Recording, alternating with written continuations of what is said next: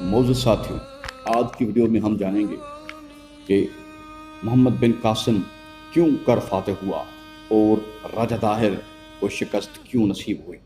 معزز ساتھیوں، ہم یہ جانتے ہیں کہ عرب حملہ آوروں نے ابن قاسم سے پہلے بارہا سندھ پر حملے کیے تھے، لیکن وہ حملے مسلسل ناکام ہوتے رہے۔ کئی عرب سورما شہید ہو گئے اور فتح نہ حاصل کر سکے۔ لیکن کیا وجوہات تھیں کہ راجہ طاہر کے دور میں محمد بن قاسم فاتح ہو سکے؟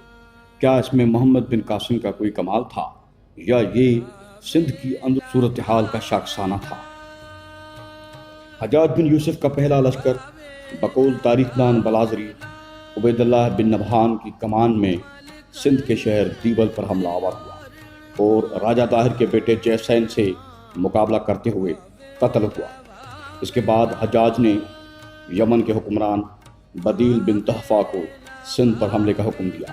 جیسین پھر میدان میں آیا اور بدیل ساتھیوں سمیت مارا گیا۔ یہاں جیسین کی پیدائش کے بارے میں دلچسپ حقیقت بیان کرنا ضروری ہے۔ تحفۃ الکرام کے مصنف لکھتے ہیں کہ ایک دن راجہ طاہر شکار کرنے نکلے اور ان کے ساتھ ان کی حاملہ بیوی بھی تھی جو 10 مہینے سے حاملہ تھی۔ اچانک طاہر کے کیمپ میں ایک بکھرا ہوا شیر گھس آیا۔ طاہر کے فوجی شیر سے لڑنے کے لیے آگے بڑھے، لیکن طاہر نے انہیں روک دیا اور خود تلوار ہاتھ میں لیے شیر سے مد مقابل ہوا۔ اس خونخوار لڑائی کو دیکھ کر طاہر کی حاملہ بیوی سکتے میں آ گئی اور زمین پر بے سدھ ہو کر گر پڑی۔ طاہر شیر کو مارنے میں بالآخر کامیاب ہو کر جب واپس پلٹا تو اپنی حاملہ بیوی کو مرا ہوا پایا۔ طاہر نے مرحوم بیوی کا پیٹ چاک کروایا، جس میں سے زندہ بیٹا برآمد ہوا۔ طاہر نے اپنے بیٹے کو گود میں لیا اور کہا، میرے اس بیٹے کا نام جیسین ہوگا، یعنی شیر پر فتح پانے والا۔ اور واقعی بڑا ہو کر جیسین شیر سے بھی زیادہ بہادر ثابت ہوا۔ بدیل کے قتل بعد نیرون کوٹ حیدرآباد کے بدھ سندھی حکمران سندر سمنی نے حجاج کی طرف اپنے لوگ بھیجے اور اس وقت امان نامہ لیا جبکہ عرب لشکر سندھ میں شکست سے دوچار ہو چکا تھا۔ پر ایسا کیوں ہوا؟ دراصل محمد بن قاسم کی فتح صرف محمد بن قاسم کی فوجی مہارت کا کمال نہ تھا، بلکہ اس کی اصل وجہ سندھ میں موجود وہ سیاسی اور مذہبی نفاق تھا جو سندھ کی بدھ مت کے پیروکار اصل سندھی رائے خاندان کی حکومت کے خاتمے اور کشمیری النسل ہندو پنڈت چچ بن سیلاج کی سازش کی صورت میں حکومت بدھ سندھیوں سے چھن کر کشمیری ہندوؤں کے ہاتھ آنے سے برپا ہوا تھا۔ عرب حضرت عمر رضی اللہ تعالیٰ عنہ، حضرت مولا علی اور معاویہ ابن ابی سفیان کی وقت میں بھی سندھ پر کئی بار حملہ آور ہوئے تھے، لیکن اکثر عرب حملہ آور یا تو قتل ہو جاتے یا ناکام لوٹ جاتے۔ پر سندھ میں جو نفاق ابن قاسم کے وقت تھا وہی اس کی فتح سندھ کا سبب بنا۔ محمد بن قاسم سے پہلے جو عرب جرنیل سندھی لشکر کے ہاتھوں قتل ہوئے ان کے نام یہ ہیں: مغیرہ بن ابو العاص حضرت عمر کے دور میں، عبداللہ بن سوار حضرت معاویہ کے دور میں، راشد بن عمرو، سوزان بن سلمہ۔ ابن قاسم 15,000 کا لشکر لے کر سندھ پر حملے کے لیے آگے بڑھا۔ جیسین نے یہ خبر اپنے والد کو لکھ کر بھیجی۔ راجہ طاہر نے جیسین کو برہمن آباد سانگھڑ جانے کے احکامات دیے اور دیبل کے کمانڈر جاہین جو بدھ دھرم کا ماننے والا تھا اسے مقابلے کے احکامات دیے۔ لیکن جب اموی فوج حملہ آور ہوئی تو بدھ شہریوں اور سپاہیوں نے کمانڈر جاہین کی ایک نہ سنی اور قلعے کے دروازے کھول کر قلعہ اموی لشکر کے حوالے کر دیا۔ اس کے بعد ابن قاسم نیرون کوٹ پہنچا جو کہ موجودہ حیدرآباد کے قریب تھا، جہاں کا بدھ سندھی جنرل پہلے ہی حجاج سے امن نامہ لے کر ساز باز کر چکا تھا۔ اسی بدھ نے سیون کے بدھ کمانڈر باجی رائے بن چندر کو قتل کہا کہ ہمارے بدھ دھرم میں جنگ منع ہے، اس لیے عربوں کے سامنے ہتھیار ڈال دو۔ باجی رائے نے انکار کیا، مگر بدھ سپاہی ہتھیار ڈالنے کے لیے تیار ہو گئے اور ان کا کمانڈر بودھیا نامی شہر آ پہنچا، جہاں کا کمانڈر کاکو چنو نامی ایک زیرک بدھ تھا۔ اس نے اپنے بدھ سندھی سپاہیوں کو لڑنے سے روکا اور ہتھیار ڈالنے پر راضی کر لیا۔ اس طرح سیون اور حیدرآباد کا پورا علاقہ عربوں نے بدھ سندھیوں سے بغیر جنگ لے لیا، کیونکہ بدھ سندھی کٹر ذات پات میں یقین رکھنے والے ہندو برہمنوں کے مقابلے میں اخوت اور برابری پر یقین رکھنے والے مسلمانوں کا ساتھ دینا بہتر سمجھتے تھے، اور وہ یہ بھی سمجھتے تھے کہ برہمنوں سے عربوں کے ذریعے جان چھڑا لیں گے اور بعد میں سندھ پر پھر اپنی حکومت قائم کر لیں گے۔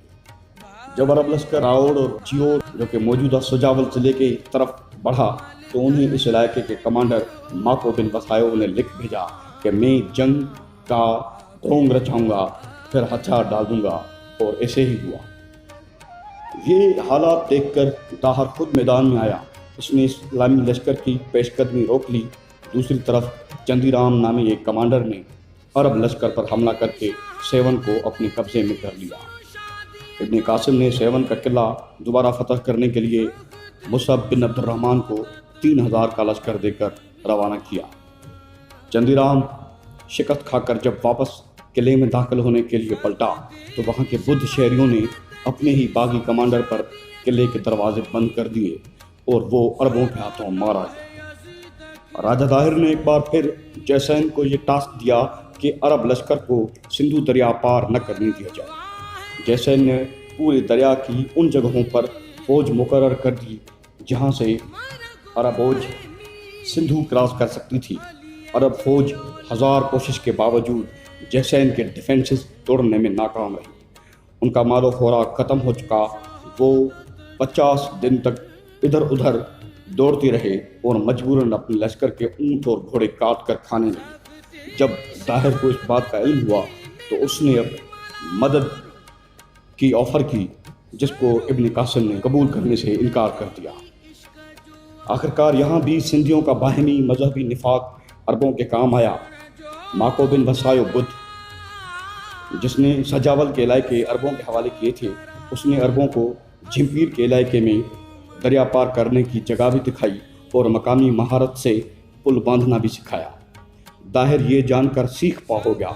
تب دربار میں ماکو کے بھائی راسل بن وسایو نے کہا کہ مجھے اجازت دیں کہ میں اپنے غدار بھائی کو سزا دے کر خاندان کا ڈوبا ہوا ستارہ بلند کر سکوں۔ طاہر نے اجازت دے دی، لیکن راسل نے بھی وہی کیا جو اس کا بھائی ماکو بن وسایو پہلے ہی کر چکا تھا، یعنی اس نے بھی پیغام بھیجا کہ میں بھی جنگ کا ڈھونگ رچاؤں گا اور آپ مجھے گرفتار کر لینا، اور ایسا ہی کیا۔ اس طرح عرب لشکر بغیر کسی مزاحمت کے دریا کراس کر چکا۔ طاہر کو نیند سے جگا کر جب راسل بن وسایو کی غداری کی خبر دی گئی تو اس نے غیظ و غضب میں پوری طاقت سے مکہ اس قاصد کے منہ پر مارا، جس سے وہ وہی گر کر مر گیا۔ جے سین جلدی میں فوج لے کر عرب لشکر سے مد مقابل ہوا، لیکن عرب لشکر فاتح ہوا اور جے سین پیچھے ہٹنے پر مجبور ہوا۔ عرب اور سندھی لشکر 10 دن تک مسلسل لڑتے رہے۔ 11ویں دن 10ویں رمضان بروز جمعرات 93 ہجری راجہ طاہر 10,000 زرہ پوش سوار اور 30,000 پیادہ سپاہی اور کچھ ہاتھی لے کر میدان جنگ میں اس انداز سے داخل ہوا کہ اس کے ہاتھوں میں ایک ایسا زنجیر سے جڑا ہوا چکرانما ہتھیار تھا کہ وہ جس فوجی پر پھینکتا اس کی گردن کٹ جاتی اور چکرا واپس راجہ طاہر کے ہاتھ آ جاتا۔ ہاتھی کی اس پالکی میں راجہ طاہر کے ساتھ 2 حسین و جمیل لڑکیاں بھی تھیں۔ ایک اس کو پان دیتی اور دوسری اس کو تیر پکڑاتی۔ پورا دن مسلسل خون ریز جنگ ہوئی، جس میں راجہ طاہر کا لشکر شروع میں کامیاب رہا۔ جب شام ہوئی تو سندھی لشکر کے بدھ سپاہی ابن قاسم سے آ ملے۔ انہوں نے ابن قاسم سے کہا کہ ہم راجہ طاہر کے لشکر پر پیچھے سے حملہ کر دیں گے اور آپ آگے سے حملہ کر دینا۔ اس طرح ہی ہوا۔ سندھی لشکر دونوں اطراف سے حملے کے زد میں آ گیا۔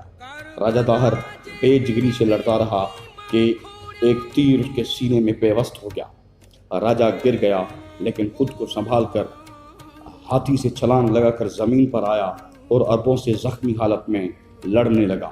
آخرکار ایک عرب سوار نے تلوار سے اس کا کام تمام کر دیا، لیکن اس کے برہمن ساتھیوں کے علاوہ کسی کو اس بات کا علم نہ ہوا کہ راجہ طاہر مارا جا چکا ہے۔ جب وہ برہمن عرب کمانڈر کیس کے ہاتھوں گرفتار ہوئے، تب انہوں نے جان کی امان پانے کی شرط پر یہ راز کھولا کہ سندھ کا راجہ طاہر مارا جا چکا ہے۔ جب یہ بات ابن قاسم کو معلوم ہوئی تو وہ ان برہمنوں کو لے کر اس جگہ پہنچا جہاں راجہ قتل ہوئے تھے۔ انہوں نے راجہ کی لاش کی پہچان کی۔ اموی لشکر نے اپنی رسم کے مطابق راجہ داہر کا سر دھڑ سے الگ کیا اور اس کو نیزے پر چڑھایا اور لشکر سے سر کو گھماتے ہوئے مقتول راجہ کی 2 گرفتار شدہ بیٹیوں کو دکھا کر ان سے تصدیق کروائی کہ نیزے پہ اب جو سر ہے وہی سر طاہر کا ہے۔ اس کے بعد نیزے پر یہ سر اور قیدی بیٹیاں شام کے دربار میں خلیفہ کے سامنے پیش کی گئی۔ اس شکست کے بعد جے سین اور اس کا بھائی وکیو پہلے جیسلمیر اور پھر چتور چلے گئے، جبکہ ان کا تیسرا بھائی فوفی اسکلندہ جو کہ موجودہ بہاولپور کے قریب ہے کے قلعے میں لشکر جمع کر کے جنگ کے لیے تیار ہوا۔ تب عرب فوج نے آ کر اطلاع دی کہ راجہ طاہر مارا جا چکا ہے۔ فوفی نے یہ بات پروپیگنڈا کہہ کر ماننے سے انکار کر دیا، لیکن راجہ طاہر کی بیوی رانی لاڈی نے تصدیق کی کہ راجہ طاہر قتل ہو چکا ہے۔ تب سندھی لشکر نے ہتھیار ڈال دیے۔ جب ابن قاسم سندھ سے جا چکا تب جے سین واپس برہمن آباد آیا اور اپنی حکومت قائم کی، اور خلیفہ راشد حضرت عمر بن عبدالعزیز نے اموی خاندان کے ناجائزی کو تسلیم کرتے ہوئے جے سین کو پرامن طریقے سے حکومت چلانے کی اجازت دی۔ کہا جاتا ہے کہ جے سین خلیفہ کے حسن اخلاق سے متاثر ہو کر مسلمان ہو گیا تھا، لیکن اموی فوج میں جے سین جیسے سورما کے لیے نفرت کے جذبات شدت سے موجود تھے۔ جب اموی خاندان نے حضرت عمر بن عبدالعزیز کو زہر دے کر قتل کر ڈالا، تب خلیفہ ہشام بن عبد المالک کے گورنر جنید بن عبد المالک نے بلا جواز جے سین کے شہر پر حملہ کیا اور دھوکے سے جے سین کو قتل کر دیا۔ جب جے سین کے بھائی چچ بن طاہر نے خلیفہ کو جنید کی اس ناانصافی کی اعلان کی اطلاع کرنی چاہی تو جنید نے اس کو بھی ناحق قتل کر دیا۔ عرب تاریخ دانوں نے جنید کے اس عمل کو شرمناک قرار دیا اور تاعمر جنید سندھیوں اور عربوں میں عزت والا مقام حاصل نہ کر سکا۔ تو یہ تھے وہ حالات جن میں ابن قاسم نے بغیر کسی بڑی جنگ کے سندھیوں کے شہر فتح کر لیے، کیونکہ سندھی بدھ ہندو برہمنوں سے منافرت کی بنیاد پر خود ہی ہتھیار ڈال رہے تھے۔ سندھی بدھوں کی مدد سے ہی راجہ طاہر کی فوج کو شکست ہوئی تھی، اور سندھی بدھوں نے ہی محمد بن قاسم کی فتح کو یقینی بنایا تھا۔